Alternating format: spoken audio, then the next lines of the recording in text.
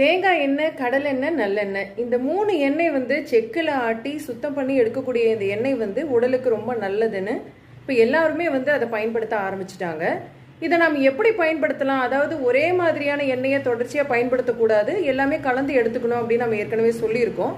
இதை நம்முடைய முன்னோர்கள், நம்ம தாத்தா பாட்டி காலத்தில் அவங்க எப்படி யூஸ் பண்ணாங்க அப்படின்னா, ஒரு அவியல் செய்யும் பொழுதோ மோர் குழம்பு செய்யும் பொழுது பார்த்தீங்கன்னா தேங்காய் எண்ணெய் பயன்படுத்துவாங்க.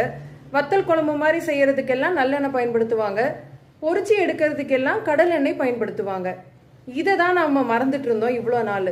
இப்போ பொரிச்சி எடுக்கிறதுக்கு ஏன் கடல் எண்ணெயை பயன்படுத்தணும் அப்படின்னா, அதில் இருக்கக்கூடிய அந்த ஸ்மோக்கிங் பாயிண்ட், அதாவது எவ்வளோ நேரம் நல்லா சூடு பண்ணினா கூட அதனுடைய சத்துக்கள் அழியாமல் இருக்கும், கெட்ட கொழுப்பாக மாறாமல் இருக்கும். அதனால தான் கடல் எண்ணெய் பொரிச்சி எடுக்கிறதுக்கு பயன்படுத்துகிறாங்க. இன்னொரு முக்கியமான விஷயம், ஒரு தடவை நீங்கள் பொரிக்கிறீங்க அப்படின்னா திருப்பி திருப்பி அந்த எண்ணெயை